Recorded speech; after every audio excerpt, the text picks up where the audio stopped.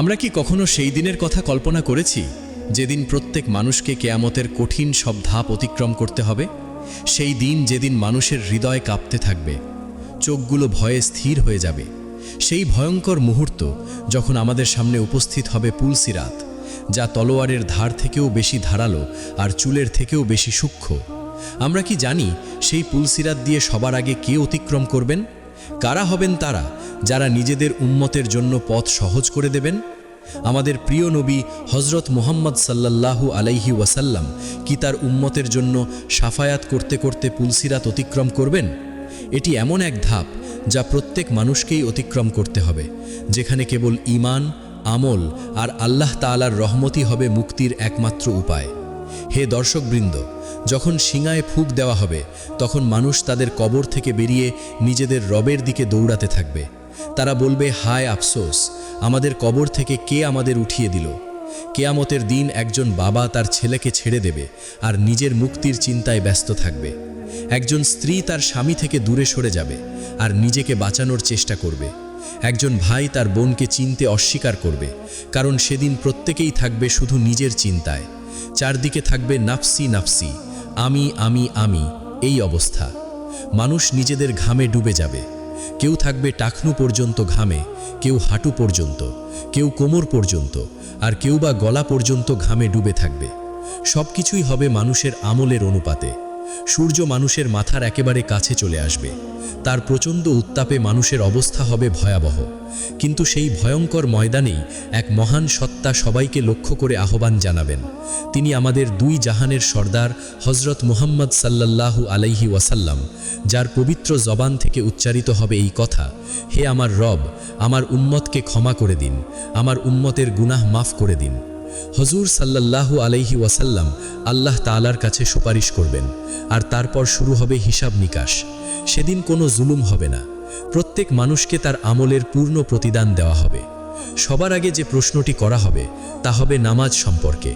যেমন রাসূলুল্লাহ সাল্লাল্লাহু আলাইহি ওয়াসাল্লাম ইরশাদ করেছেন, কিয়ামতের দিন সর্বপ্রথম নামাজের হিসাব নেওয়া হবে। যদি নামাজ সঠিক হয় তবে বাকি সব আমলও সঠিক বলে গণ্য হবে, আর যদি নামাজ নষ্ট হয় তবে বাকি আমলও নষ্ট হয়ে যাবে। নামাজ হলো দ্বীনের স্তম্ভ, আর এটাই সেই আমল যা সর্বপ্রথম যাচাই করা হবে। এরপর আরও 5টি গুরুত্বপূর্ণ প্রশ্ন করা হবে, যার জবাব প্রত্যেক মানুষকে দিতে হবে। প্রথম প্রশ্ন, তুমি তোমার জীবন কোথায় ব্যয় করেছ? আল্লাহর আনুগত্যে না অবাধ্যতায়? দ্বিতীয় প্রশ্ন, তুমি তোমার যৌবন কোথায় ব্যয় করেছ? যৌবন মানুষের জীবনের সবচেয়ে মূল্যবান সময়, আর এই সময় করা আমলের বিশেষ হিসাব নেওয়া হবে। তৃতীয় ও চতুর্থ প্রশ্ন, তুমি তোমার সম্পদ কোথা থেকে উপার্জন করেছ এবং কোথায় তা ব্যয় করেছ? হালাল পথে উপার্জন করে নেক কাজে ব্যয় করেছ, নাকি হারাম পথে উপার্জন করে গুনাহে খরচ করেছ? পঞ্চম প্রশ্ন, তুমি তোমার অর্জিত জ্ঞানের ওপর কতটা আমল করেছ? কারণ আমল ছাড়া জ্ঞান কোনো উপকারে আসে না, আর আল্লাহ তাআলা অবশ্যই আমাদের জ্ঞানের বিষয়ে প্রশ্ন করবেন। এরপর আমলগুলো ওজন করা হবে মিজানের পাল্লায়। আল্লাহ তাআলা কুরআনে ইরশাদ করেছেন, কিয়ামতের দিন আমরা ন্যায়ের পাল্লা স্থাপন করব। যার পাল্লা ভারী হবে সে হবে জান্নাতের অধিকারী এবং সফল, আর যার পাল্লা হালকা হবে তার পরিণতি হবে জাহান্নাম, যা অত্যন্ত ভয়াবহ আবাসস্থল। এরপর আসবে পুলসিরাতের ধাপ, যা হবে সবচেয়ে ভয়ঙ্কর ও কঠিন ধাপ। প্রশ্ন হলো, পুলসিরাত কি? এটি কোথায় অবস্থিত? কে বিদ্যুতের গতিতে পার হবে, আর কে এতে পড়ে জাহান্নামে নিক্ষিপ্ত হবে? আর হজুর সাল্লাল্লাহু আলাইহি ওয়াসাল্লাম সেখানে কোন সৌভাগ্যবানদের জন্য সুপারিশ করবেন? আজকের আলোচনায় আমরা এসব প্রশ্নেরই উত্তর জানব এবং এই গুরুত্বপূর্ণ বিষয়টি বিস্তারিতভাবে বুঝে নেব। তাই এই আলোচনা শেষ পর্যন্ত মনোযোগ দিয়ে দেখুন, কারণ এই জ্ঞান প্রত্যেক মুসলমানের জন্য জানা অত্যন্ত জরুরি। পুলসিরাতের আগেও আরেকটি গুরুত্বপূর্ণ ধাপ রয়েছে, যাকে বলা হয় হাউজে কাউসার। এই হাউজ আল্লাহ তাআলা তার প্রিয় নবী হজরত মুহাম্মদ সাল্লাল্লাহু আলাইহি ওয়াসাল্লামকে দান করেছেন, এবং এটি বিশেষভাবে তার উম্মতের জন্য নির্ধারিত। এই হাউজ কিয়ামতের ময়দানে অবস্থিত হবে।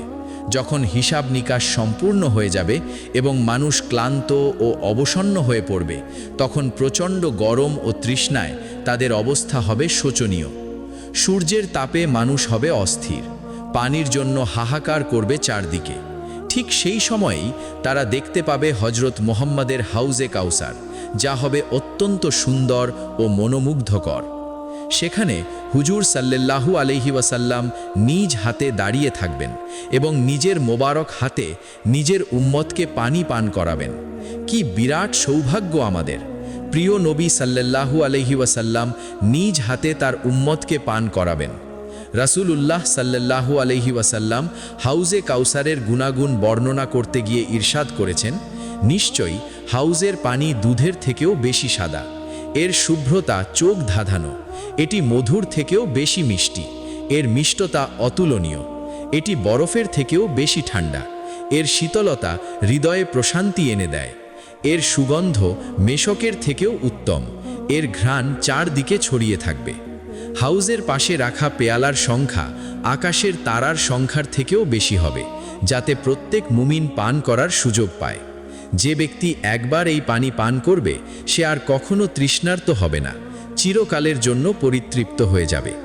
এটি আল্লাহ তাআলার পক্ষ থেকে তার প্রিয় নবী সাল্লাল্লাহু আলাইহি ওয়াসাল্লাম এবং তার উম্মতের জন্য এক বিশেষ রহমত। এই পানি পানকারী ব্যক্তি জান্নাতেও আর কখনো তৃষ্ণা অনুভব করবে না। বর্ণনায় আসে, নেক ও মুত্তাকি বান্দারা পুল সিরাত পার হওয়ার আগেই হাউজে কাউসার থেকে পান করবেন, যাতে তারা সতেজ হয়ে পুল সিরাত অতিক্রম করতে পারেন।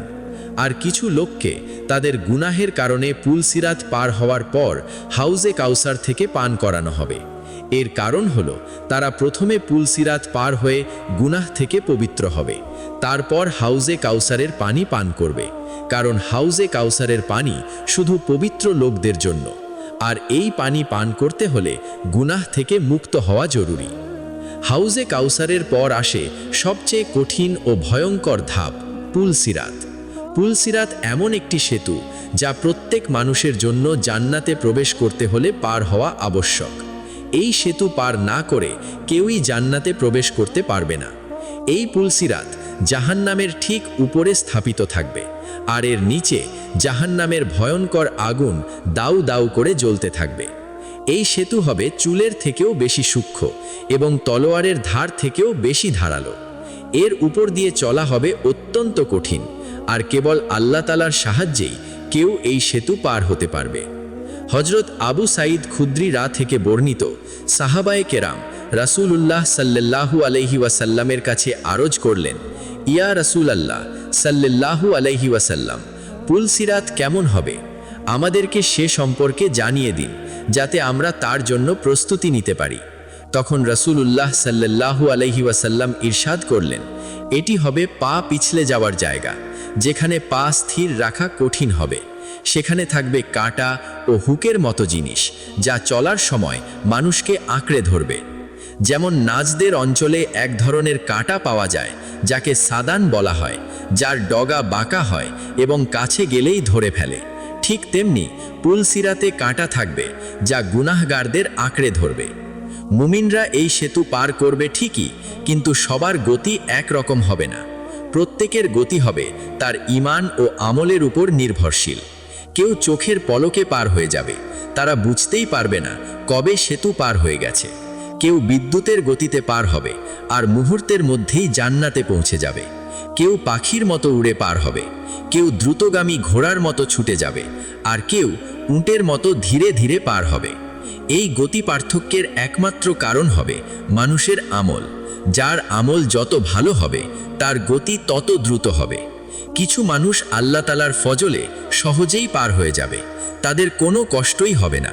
কিছু মানুষ আঘাতপ্রাপ্ত হবে, কষ্টে কষ্টে এগোবে, কিন্তু শেষ পর্যন্ত পার হয়ে যাবে। আর কিছু দুর্ভাগা মানুষ আঘাত পেয়ে ভারসাম্য হারাবে এবং জাহান্নামে পতিত হবে। আল্লাহ তাআলা আমাদের সবাইকে এই পরিণতি থেকে রক্ষা করুন। একবার হযরত সৈয়দনা কাব আল আহবার রহিম কোরআনের একটি আয়াতের বিস্তারিত ব্যাখ্যা প্রদান করেন। এরপর তিনি বললেন, হে লোকেরা, তোমরা কি জানো জাহান্নামের উপর দিয়ে মানুষের পার হওয়া কেমন হবে? সে দৃশ্য কেমন হবে? তারপর তিনি নিজেই বলতে লাগলেন, জাহান্নাম মানুষকে সামনে এমনভাবে প্রকাশ পাবে যেন ওপরে জমাট বাঁধা চর্বির একটি স্তর রয়েছে, যা বাইরে থেকে শক্ত ও স্থির মনে হয়, কিন্তু ভেতরে অত্যন্ত ভয়ঙ্কর। জাহান্নাম মানুষকে আঁকড়ে নেবে আর আমার সঙ্গীদের অর্থাৎ জান্নাতীদের ছেড়ে দেবে, যারা জাহান্নামে যাওয়ার জন্য নির্ধারিত। তারা তাতে পড়তেই থাকবে আর জাহান্নাম তাদের এমনভাবে চিনে নেবে যেমন একজন বাবা তার ছেলেকে চিনে নেয়। এখানে কোনো ভুল হবে না, প্রত্যেক ব্যক্তি তার নির্ধারিত স্থানে পৌঁছে দেওয়া হবে। মুমিন ও সত্যবাদীরা এই সেতু এত সহজে পার হয়ে যাবে যে তাদের কাপড়ে পর্যন্ত দাগ লাগবে না। তারা সম্পূর্ণ নিরাপদে জান্নাতে প্রবেশ করবে। একটি গুরুত্বপূর্ণ বিষয় মনে রাখবে, পুল সিরাত সবার জন্য চুলের থেকেও সূক্ষ্ম হবে না। যাদের জন্য আল্লাহ তাআলা চাইবেন তাদের জন্য এই সেতু হবে খোলা ও প্রশস্ত উপত্যকার মতো, যার উপর দিয়ে চলা হবে সহজ। হযরত সৈয়দুনা সাঈদ ইবনে আবি হিলাল রহিমাহুল্লাহ বলেন, আমার কাছে এমন একটি বর্ণনা পৌঁছেছে যে কিয়ামতের দিন কিছু গুনাহগার মানুষের জন্য পুলসিরাত হবে চুলের থেকেও বেশি সূক্ষ্ম, আর তাদের জন্য তা পার হওয়া হবে অত্যন্ত কঠিন। অন্যদিকে কিছু নেককার মানুষের জন্য এই পুলসিরাত হবে একটি প্রশস্ত উপত্যকার মতো, যার উপর দিয়ে তারা অনায়াসে হেঁটে যাবে। এ সবই হবে আল্লাহ তাআলার হিকমত ও ন্যায় বিচারের অনুযায়ী। সবচেয়ে আগে পুলসিরাত অতিক্রম করবেন আমাদের প্রিয় নবী হযরত মুহাম্মদ সাল্লাল্লাহু আলাইহি ওয়াসাল্লাম। তিনি তার উম্মতের জন্য পথ প্রশস্ত করবেন। এরপর অন্যান্য নবী ও রাসূলগণ আলাইহিমুসসালাম পার হবেন। তারপর উম্মতে মুহাম্মাদিয়া পার হবে। এরপর অন্যান্য উম্মত নিজ নিজ নবীর সঙ্গে পার হবে। রেওয়ায়াতে বর্ণিত আছে, আল্লাহ তাআলা হযরত দাউদ আলাইহিস সালামকে ইরশাদ করেছিলেন, হে দাউদ, তুমি কি জানো পুলসিরাতের উপর দিয়ে সবচেয়ে দ্রুত পার হওয়া সৌভাগ্যবান মানুষ কারা হবে? তারপর আল্লাহ তাআলা নিজেই ইরশাদ করেন, তারা হলো সেই সব মানুষ যারা দুনিয়াতে আমার ফায়সালার উপর সন্তুষ্ট ছিল, যাদের জবান সবসময় আমার জিকিরে সিক্ত থাকত, যারা আল্লাহর রাজায় রাজি থাকত এবং প্রত্যেক অবস্থায় আল্লাহর শুকুর আদায় করত, তারাই সেদিন সফল। আমাদের প্রিয় নবী রাহমাতুল্লিল আলামিন হযরত মুহাম্মদ সাল্লাল্লাহু আলাইহি ওয়াসাল্লামের শান হলো তিনি সবসময় তার উম্মতের চিন্তায় মগ্ন থাকতেন। তিনি তার উম্মতকে সীমাহীন ভালোবাসতেন। দুনিয়ার জীবনেও তিনি তার উম্মতের জন্য অগণিত দোয়া করেছেন। রাতের পর রাত জেগে কাঁদতে কাঁদতে উম্মতের মাগফিরাত কামনা করেছেন। আর কিয়ামতের দিনও যখন সবাই শুধু নিজের চিন্তায় থাকবে, যখন চারদিকে শুধু নাফসি নাফসি ধ্বনি শোনা যাবে, তখনও হুজুর সাল্লাল্লাহু আলাইহি ওয়াসাল্লাম নিজের জন্য নয় বরং তার উম্মতের নিরাপত্তার জন্য দোয়া করতে থাকবেন। হাদিসে এসেছে, রাসূলুল্লাহ সাল্লাল্লাহু আলাইহি ওয়াসাল্লাম পুলসিরাতের পাশে দাঁড়িয়ে বলতে থাকবেন, রব্বি সাল্লিম, রব্বি সাল্লিম, হে আমার রব নিরাপত্তা দান করুন, হে আমার রব নিরাপত্তা দান করুন, আমার উম্মতকে রক্ষা করুন। ভাবুন সে মুহূর্ত কতটা কঠিন ও ভয়ঙ্কর হবে যখন কেউ কারো সাহায্য করতে পারবে না, প্রত্যেকেই থাকবে নিজের মুক্তির চিন্তায়। কিন্তু আমাদের প্রিয় আকা সাল্লাল্লাহু আলাইহি ওয়াসাল্লাম নিজের নয় বরং আমাদের, তার উম্মতের নিরাপত্তার জন্য দোয়া করতে থাকবেন। সেই সময় ফেরেশতারাও আরজ করবেন, হে আল্লাহ নিরাপত্তার সঙ্গে পার করিয়ে দিন, এই মুমিনদের হেফাজত করুন। এটাই হলো সেই মহান মর্যাদা ও উচ্চতম মাকাম যা আল্লাহ তাআলা তার প্রিয় হাবিব সাল্লাল্লাহু আলাইহি ওয়াসাল্লামকে দান করেছেন। তিনি পরিপূর্ণ রহমত, আর তাকে পাঠানো হয়েছে সমস্ত জাহানের জন্য রহমত হিসেবে। তিনি শাফিয়ে আজম অর্থাৎ সবচেয়ে বড় সুপারিশকারী। বাস্তবতা হলো, যদি হুজুর সাল্লাল্লাহু আলাইহি ওয়াসাল্লামের দোয়া ও সুপারিশ না থাকতো তাহলে হয়তো কেউই পুলসিরাত পার হতে পারত না। আমরা সবাই তার সুপারিশের অত্যন্ত মুখাপেক্ষী। যারা নিজেদের গুনাহের কারণে জাহান্নামে নিক্ষিপ্ত হবে তাদের সেখানে নির্দিষ্ট সময় পর্যন্ত কঠোর শাস্তি ভোগ করতে হবে।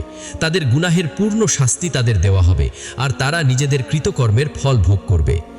জাহান্নামের আযাব হবে অত্যন্ত ভয়ঙ্কর ও কষ্টদায়ক, কিন্তু আল্লাহ তাআলার রহমত অত্যন্ত বিস্তৃত ও মহান। আল্লাহ তাআলা হলেন আরহামুর রাহিমিন, সবচেয়ে দয়ালু। তার রহমত সব কিছুর উপর প্রাধান্য পায়। যখন সেই গুনাহগার মুমিনরা তাদের শাস্তি সম্পূর্ণ করে নেবে এবং গুনাহ থেকে পবিত্র হয়ে যাবে, তখন আল্লাহ তাআলা নিজের অপরিসীম রহমত দিয়ে তাদের জাহান্নাম থেকে বের করে নেবেন। এরপর আল্লাহ তাআলা তাদের জান্নাতে প্রবেশ করাবেন, যেখানে তারা চিরকাল থাকবে। সেখানে থাকবে চিরস্থায়ী শান্তি, আরাম ও সুখ। সেখানে থাকবে না কোনো দুঃখ, না কোনো কষ্ট, না কোনো রোগ ব্যাধি। আল্লাহ তাআলার অফুরন্ত রহমত সব সময় তাদের উপর ছায়া হয়ে থাকবে। এটি আল্লাহ তাআলার ফজল ও করুণা, যা তিনি তার বান্দাদের প্রতি প্রদর্শন করেন। হযরত সাইয়্যিদুনা আবু সাঈদ খুদরি রাদিয়াল্লাহু বর্ণনা করেন, রাসূলুল্লাহ সাল্লাল্লাহু আলাইহি ওয়াসাল্লাম ইরশাদ করেছিলেন, জান্নাতীদের মধ্যে নিম্নতম মর্যাদার ব্যক্তির অবস্থাও অত্যন্ত বিস্ময়কর। আল্লাহ তাআলা তার মুখ জাহান্নাম থেকে ফিরিয়ে জান্নাতের দিকে করে দেবেন। দূর থেকে সে দেখতে পাবে একটি অত্যন্ত সুন্দর ও ছায়া ঘেরা গাছ। সে বিস্মিত হয়ে আরজ করবে, হে আমার প্রতিপালক, আমাকে এই গাছটির কাছে পৌঁছে দিন, যাতে আমি এর ঠান্ডা ছায়ায় বিশ্রাম নিতে পারি এবং এর সৌন্দর্য উপভোগ করতে পারি। আল্লাহ তাআলা বলবেন, হে আমার বান্দা, আমি যদি তোমাকে এই নিয়ামত দিই তবে কি তুমি আবারও আর কিছু চাইবে না? সে বলবে, হে আমার প্রতিপালক, আপনার ইজ্জত ও মহিমার কসম, এরপর আর কিছুই চাইব না, এটাই আমার জন্য যথেষ্ট। তখন আল্লাহ তাআলা নিজের করুণায় তাকে সেই গাছটির কাছে পৌঁছে দেবেন। সে বান্দা সেই গাছটির নিচে আরাম করবে এবং আনন্দ অনুভব করবে। সময় অতিবাহিত হতে থাকবে আর সে আল্লাহ তাআলার শুকর আদায় করতে থাকবে। এরপর কিছু সময় পর সে আরেকটি গাছ দেখতে পাবে, যা আগেরটির চেয়ে আরও বেশি সবুজ, আরও বেশি ছায়া ঘেরা এবং ফলে ভরপুর। তার সৌন্দর্য দেখে সে অস্থির হয়ে উঠবে। সে আবার আরজ করবে, হে আমার দয়ালু রব, আমাকে এই গাছটির কাছেও পৌঁছে দিন, যাতে আমি এর ঘন ছায়া ও সুস্বাদু ফল উপভোগ করতে পারি। আল্লাহ তাআলা বলবেন, হে আমার বান্দা, তুমি কি আবারও আর কিছু চাইবে না? সে আরজ করবে, হে আমার রব, আপনার ইজ্জতের কসম, এটাই আমার শেষ কামনা। তখন আল্লাহ তাআলা তাকে সেখানেও পৌঁছে দেবেন। সে আল্লাহ তাআলার নেয়ামতগুলো থেকে আনন্দ লাভ করতে থাকবে। হঠাৎ করে দূর থেকে তার নজরে পড়বে জান্নাতের এক মহিমান্বিত দরজা, যা নূরে ঝলমল করছে। সে সেই দরজার দিকে তাকিয়ে আরজ করবে, হে আমার রব, আমাকে জান্নাতের দরজার কাছে পৌঁছে দিন, যাতে আমি তার নিকটে বসে জান্নাতের দৃশ্য, এর শোভা এবং জান্নাতীদের আনন্দ দেখতে পারি। আল্লাহ তাআলা নিজের অপরিসীম দয়ায় তাকে জান্নাতের দরজার কাছে পৌঁছে দেবেন। সে সেখানে বসে জান্নাতের দৃশ্য উপভোগ করতে থাকবে। যখন সে জান্নাতের অতুলনীয় সৌন্দর্য, অবিশ্বাস্য নেয়ামত এবং জান্নাতীদের আনন্দ দেখতে পাবে, তখন সে অজান্তেই বলে উঠবে, হে আমার দয়ালু রব, আমাকেও জান্নাতে প্রবেশ করিয়ে দিন, আমাকেও এসব নেয়ামতে অংশীদার করুন। তখন আল্লাহ তাআলা নিজের অফুরন্ত রহমতে তাকে জান্নাতে প্রবেশ করিয়ে দেবেন। জান্নাতে প্রবেশ করার পর তার আনন্দের আর কোনো সীমা থাকবে না। এই জন্যেই আমাদের উচিত এই দুনিয়ার ক্ষণস্থায়ী জীবনে নেক আমল করা, পিতামাতা ও আত্মীয় স্বজনের সঙ্গে সুন্দর ব্যবহার করা এবং আল্লাহর কাছে খাঁটি অন্তরে তওবা করা, যাতে কিয়ামতের দিন আমরা সবাই একসঙ্গে জান্নাতে প্রবেশ করতে পারি। চলুন আজ আমরা সবাই মিলে এই দোয়া করি, হে আল্লাহ, আমাদের পিতামাতা এবং আমাদের সমস্ত আত্মীয় স্বজনকে ঈমানের সঙ্গে মৃত্যু দান করুন, আমাদের কবরকে নূরে ভরিয়ে দিন এবং আমাদের সবাইকে জান্নাতুল ফিরদাউসে একত্রিত করুন। আমিন ইয়া রাব্বাল আলামিন। এই ভিডিওটা যদি আপনার মনে ভয় আর উপলব্ধির দুটোই জাগিয়ে তোলে, তাহলে এখানেই শেষ করবেন না। লাইক দিন, এতে আপনি শুধু সমর্থনই দিচ্ছেন না, বরং সত্য ছড়ানোর সাবাবে অংশ নিচ্ছেন। কমেন্ট করুন,